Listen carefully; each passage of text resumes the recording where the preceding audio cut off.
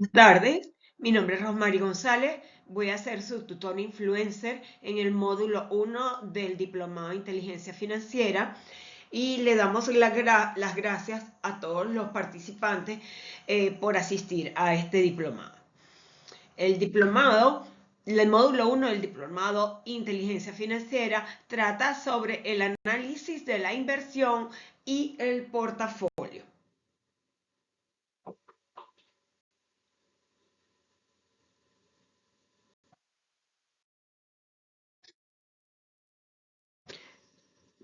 Una inversión financiera es aquella donde una organización, empresa o persona destinas fondos para comprar activos que le darán un rendimiento a futuro. Este tipo de inversión financiera puede ser a corto plazo cuando el rendimiento de la misma es de 6 a 12 meses, a mediano plazo cuando el rendimiento de la misma se percibe entre los 12 o 36 meses de la compra, o a largo plazo cuando el rendimiento de la misma se percibe 36 meses después de la compra. ¿Qué es un portafolio o cartera de inversión? Es el conjunto de activos financieros en los que una organización decide invertir su dinero, tomando en cuenta el riesgo al combinar los diferentes instrumentos financieros. Esto quiere decir que ¿para qué sirve un portafolio o cartera financiera? Sirve para mitigar el gasto sobre las inversiones, porque ustedes saben que a mayor riesgo, mayor es el monto que vamos a recibir por la inversión. Pero también tenemos mayor riesgo. Y también tiene que ver el monto que vayamos a percibir, tiene que ver con el tiempo de la inversión. Entre más larga es la inversión, se percibirá más, entre más corta se percibirá menos. Entonces, ¿cuál es la idea de un portafolio de inversión? Hacer una mezcla entre todas estas diferentes activos para lograr tener un riesgo balanceado y que si en algún momento uno de estos activos llegara a fallar, los otros podrían estar cubriendo la pérdida del activo el cual no rindió su fruto.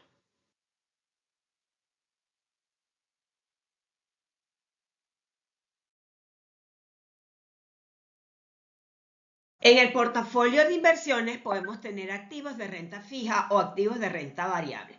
Los activos de renta fija son aquellos que tienen un monto de renta, es decir, ellos van a rendir un monto en dinero fijo, ya sea mensual, trimestral o anual. En el momento en que se pacta la compra del mismo, de este activo, se sabe cuánto es el rendimiento. Mientras que los activos de renta variable va a depender del mercado, de la manera en que el sector donde está ubicado el activo se comporte, y entonces vamos a tener una renta mayor o menor. Lo que quiere decir que los activos de renta fija tienen un riesgo menor que los activos de renta variable. Los portafolios de inversiones buscan la forma menos riesgosa de obtener un beneficio de una organización. ¿Quién dice esto? Esto lo dice Harry Markowitz, quien es el padre de la teoría moderna del portafolio de inversiones. ¿Qué establece Markowitz? Establece que a menor correlación entre los activos hay un menor nivel de riesgo. ¿Qué quiere decir esto? Por ejemplo, que si compramos la acción de una empresa que pertenece al sector minería, entonces deberíamos nuestro siguiente activo que fuera un bono de un país bastante estable, ¿verdad? Tal vez el rendimiento de este bono sea bajo, pero vamos a tener un promedio del riesgo entre un sector minería o un sector tecnológico y el bono de un país.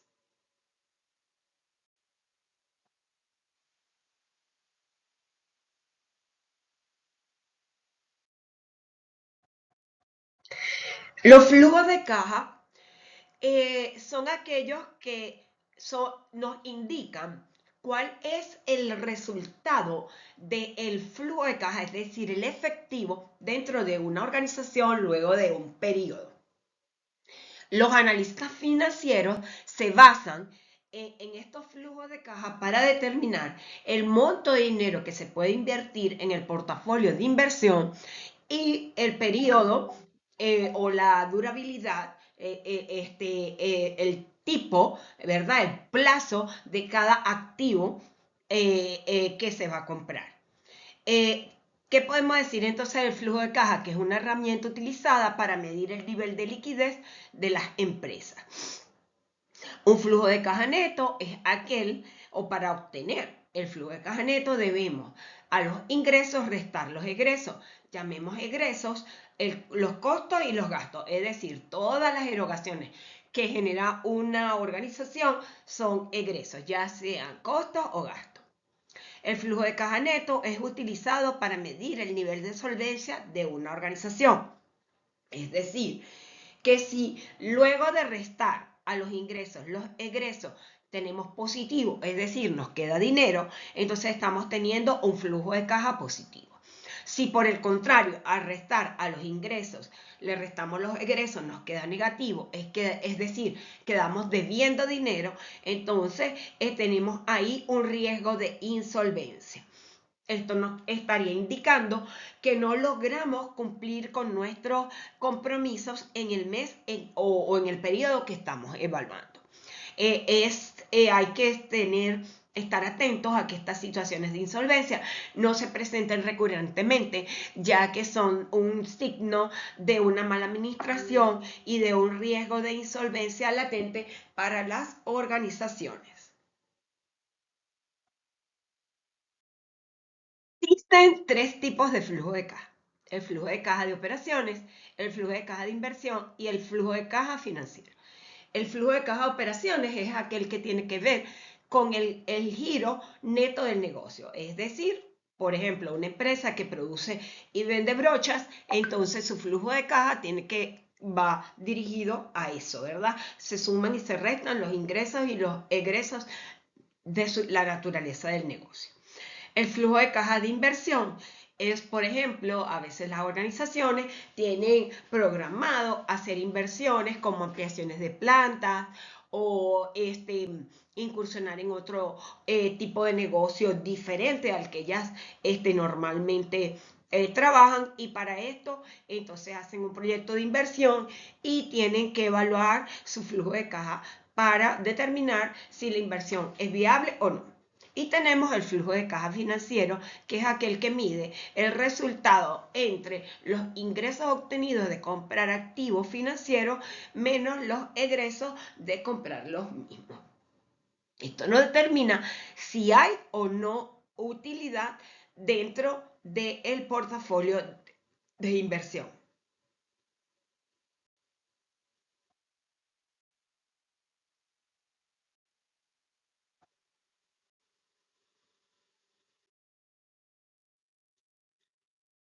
Estructura del flujo de caja.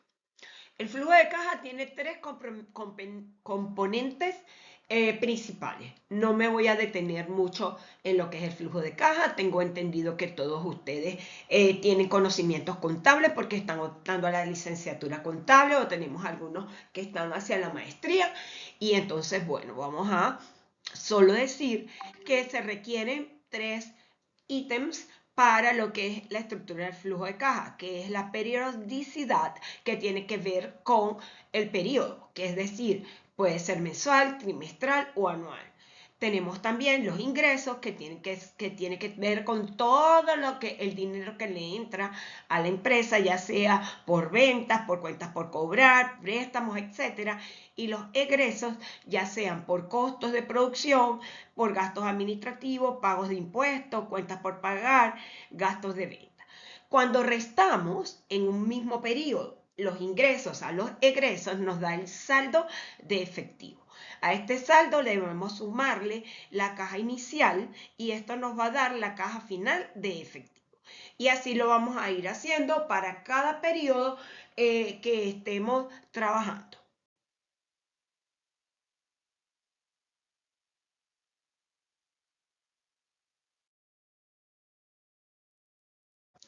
Eh, el retorno de la inversión, también conocido como ROI, Return on Invention, tiene que ver con un KPI que mide el rendimiento económico de una inversión. Para ello utilizamos, para calcular el ROI, utilizamos, ¿verdad? El ROI es igual al ingreso que obtuvimos de la inversión, al final de la inversión, lo que obtuvimos, menos el monto que se invirtió, y a eso se divide entre la inversión. En el ejemplo, por ejemplo, tenemos que nosotros obtuvimos unos ingresos por un activo que invertimos de $3.000 y habíamos invertido $1.000. Eso nos da una diferencia entre los ingresos y los egresos de 2.000 bolívares, ¿cierto? Entonces, al dividir estos bolívares, estos 2.000 bolívares entre 1.000, nos da que en la tasa, el retorno de la inversión es 2, ¿verdad? Esto quiere decir que es un 200%. ¿Cómo lo leemos? Que por cada unidad monetaria que yo invierta, yo gané 2 unidades. Es decir, yo invertí $1, un bolívar, y obtuve $2 o 2 bolívares.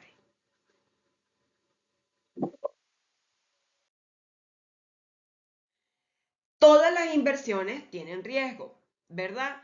¿Cuáles son estos tipos de riesgos? Riesgo financiero, de quiebra, de liquidez, de concentración, político, regulatorio, etc.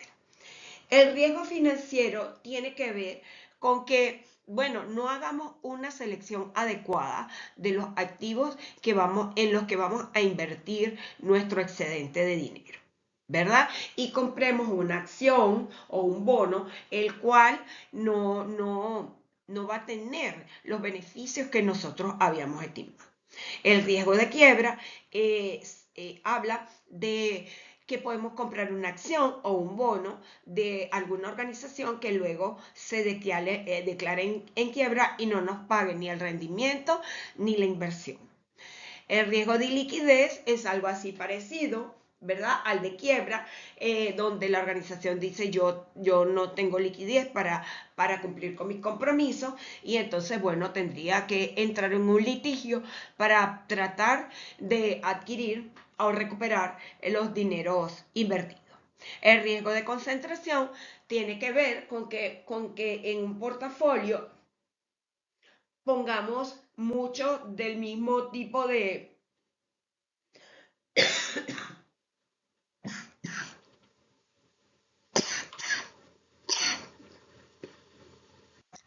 Como les iba diciendo, el riesgo de concentración quiere decir que incurramos en la concentración de todos los eh, montos invertidos dentro de un mismo sector o así, y entonces un mismo sector, un mismo bono de un país, y entonces tengamos un mayor riesgo en el momento de que suceda algo con estos activos, pues tengamos una gran cantidad de ellos y otros activos no suplan las pérdidas obtenidas en los mismos. Riesgo político es cuando compramos bonos o inclusive acciones dentro de países donde su democracia no es sólida, y entonces corremos riesgo de que se pueda presentar cualquier inconveniente político y no podamos liquidar estos activos y obtener tanto la inversión como los dividendos.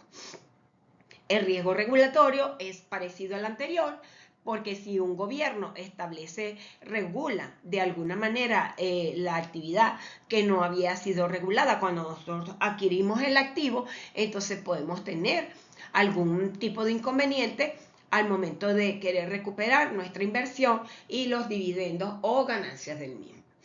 Hay algunos otros riesgos en la cartera de inversión, pero vamos a trabajar netamente con los anteriores.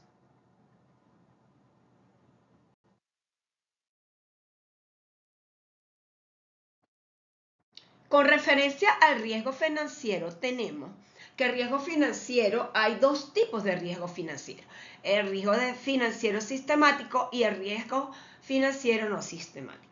El riesgo financiero sistemático se refiere a aquel riesgo que afecta a todos los activos que tenemos dentro de nuestro portafolio de inversión. Mientras que el riesgo financiero no sistemático tiene que ver con aquel riesgo que afecta uno solo de los activos que conforman nuestro portafolio. Nosotros, como analistas financieros, debemos intentar, o gerentes financieros, debemos intentar que nuestros inversiones tengan un riesgo no sistemático. De manera, esto se le llama no poner todos los huevos en la misma canasta. De manera que si se presenta algo con alguno de los activos que tenemos en nuestro portafolio, los otros puedan cubrir cualquier percance, pérdida en uno de ellos.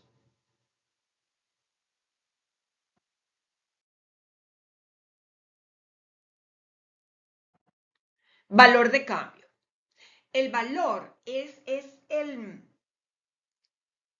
el monto que le damos a un bien, ¿verdad? Entonces, este valor puede ser valor de cambio o valor de uso. El valor de cambio se refiere al costo que en el que incurrimos al producir un activo, un bien. Entonces, por ejemplo, si estamos produciendo el mismo tema de la brocha, estamos produciendo una brocha, vamos a tener materia prima, vamos a tener mano de obra y gastos indirectos. Al sumar todo eso, vamos a tener el valor de cambio. ¿A qué se refiere el valor de uso? El valor de uso tiene muchas veces que ver con el juego de la oferta y la demanda. Quiere decir que entre más demanda hay de un producto, este producto baja su valor. Pero si hay poca demanda y hay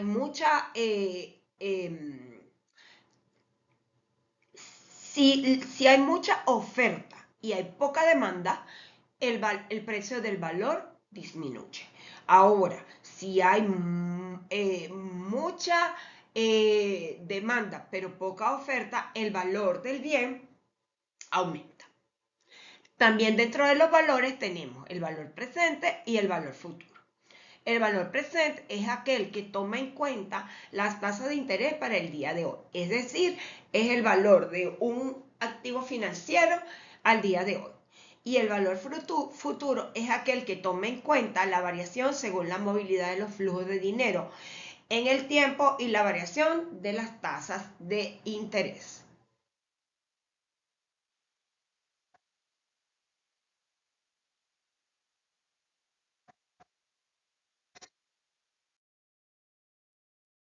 El capital. ¿Qué es el capital? Es el recurso empleado para la elaboración de productos y servicios. Este capital puede ser maquinaria, puede ser plantas industriales y equipos, ¿verdad? Es decir, es el dinero que tenemos invertidos en activos, ¿verdad? Activos fijos para la producción de nuestra renta. Entonces, ¿cuáles son los beneficios de tener capital invertido? Es que nos aumenta la productividad. ¿Qué quiere decir? Que si tenemos una planta con tecnología de punta, nosotros vamos a producir mucho más rápido que nuestros competidores. La mejora en la calidad de los productos, lo mismo. Tenemos una planta que está al día con tecnología de punta, nuestros productos van a ser de alta calidad. Vamos a tener capacidad de innovación, vamos a estar, al tener capital invertido, vamos a poder tener la disponibilidad de estudiar a nuestros clientes y ver cuáles son sus hábitos de consumo, qué es lo que se está requiriendo del mercado y nosotros poder hacer proyectos para cubrir con estas demandas y el crecimiento económico. Todo lo anteriormente expuesto genera el crecimiento económico de la organización, ya que de una manera se están recibiendo muchos flujos de caja de este capital.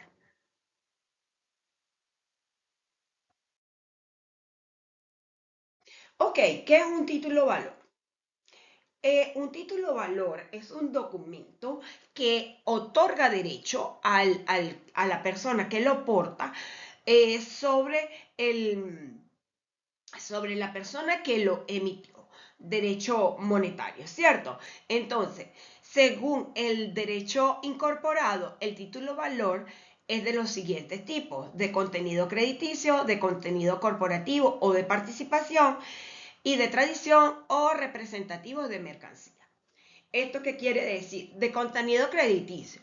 Es como les comenté, por ejemplo, una letra de cambio. Cuando se firma una empresa, firma una letra de cambio, está adquiriendo los derechos, las obligaciones con la empresa que emitió esta letra de cambio. De contenido corporativo o de participación es aquellas acciones dentro de la empresa que tenemos accionistas o inversores que poseen nuestras acciones, y entonces esto es un título valor que da una obligación monetaria con respecto a los portadores de nuestros títulos valores. También tenemos de tradición o representación de mercancía. Un título valor, como un conocimiento de embarque, es aquel que el banco puede generarte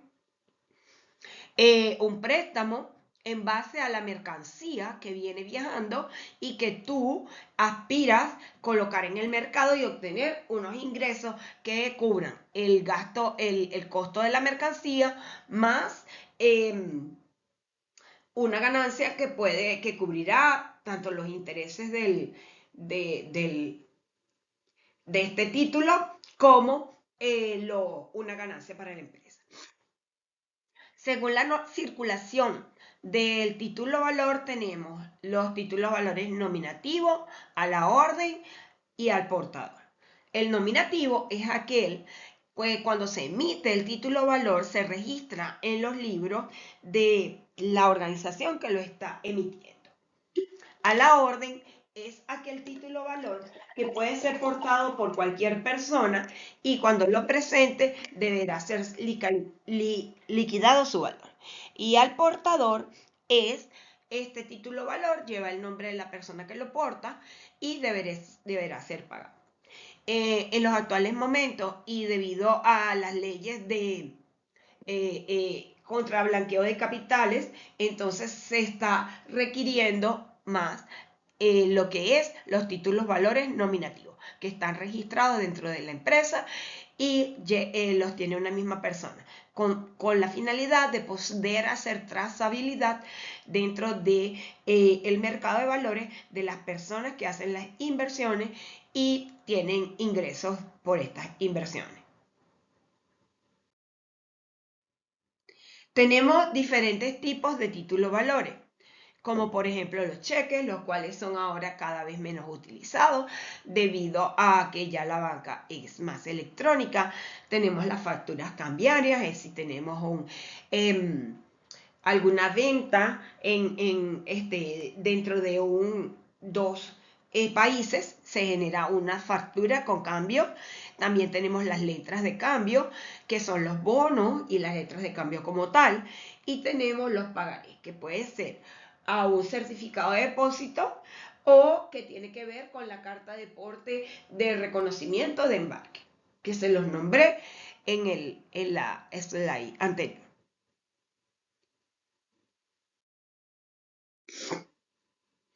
Otro KPI que tenemos para evaluar el rendimiento del portafolio de inversiones tenemos que es la tasa interna de retorno, también conocida como TIR. La tasa interna de retorno es la tasa que mide el descuento que hace que el valor actual neto BAN de los flujos futuros sea igual a cero. Dentro de aquí observamos lo que es la ecuación para calcular la tasa interna de retorno, donde tenemos que el flujo de caja T son las entradas netas de dinero para un periodo específico. Después tenemos N, que es el número de periodos, ¿verdad? Por ejemplo, el flujo de caja T es lo que se percibió en un año. Y N es el número de periodos si lo hacemos mensual, que serían 12. Y la TIR es la tasa interna de retorno, que nos quiere decir cuánto vamos a obtener por la inversión que realizamos.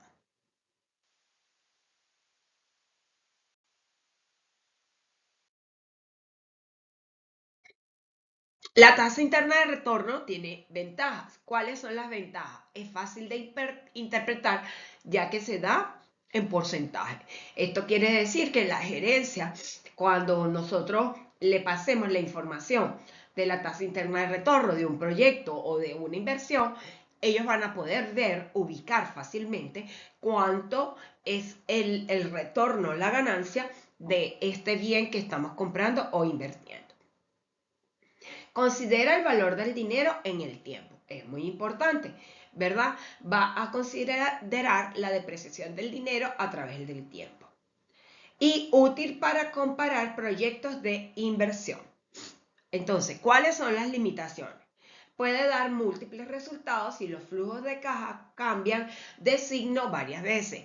Como les dije, a veces en el periodo de zafra, una empresa tiene un flujo de caja positivo, el cual invierte, ¿verdad? Pero luego, a través del año, entonces va a tener flujos de caja negativos, que estos serán cubiertos con el flujo de caja que tuvieron en la zafra.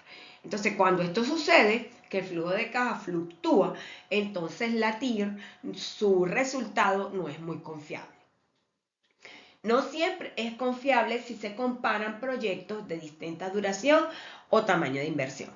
Esto quiere decir que si tenemos la inversión, si estamos comparando el proyecto de la ampliación de la planta en tantos metros, ¿verdad? Y tenemos otro con una compra de otra planta adicional que no se dedica a lo mismo que nos dedicamos y entonces son de diferentes periodos, no va a ser fácil la comparación porque va a dar resultados diferentes.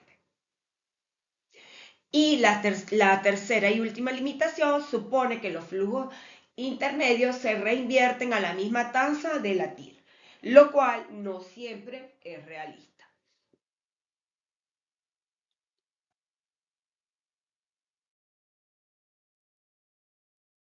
Entonces, ¿verdad? Una vez que tenemos todo este dinero de nuestro excedente, de nuestro flujo de caja, lo tenemos invertido, puede ser en acciones, ¿verdad? Vamos a tener una repartición de dividendos o de utilidades dentro de la empresa a la cual le compramos las acciones.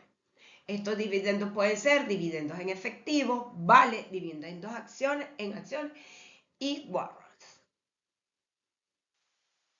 Los dividendos para la repartición de utilidades pueden ser dividendos en efectivo, vale, dividendos en acciones y warrants. Los dividendos en efectivo son aquellos que determinando al fin del ejercicio o del periodo que se está evaluando, se determina cuántas fueron las utilidades y se va a hacer una repartición de esta utilidad en efectivo a los que suscribieron las acciones. Vale es un título valor que da derecho a la persona que posee el mismo para cobrar en futuro el valor de este título. Los dividendos en acciones, en algunas oportunidades las empresas no se quieren descapitalizar y entonces lo que hacen es que reinvierten sus utilidades dentro de la misma organización y generan acciones, emiten nuevas acciones que distribuyen dentro de sus accionistas según como ellos determinen. Muchas veces se hace en una regla de tres, ¿verdad? El que más acciones tiene es el que más acciones recibe.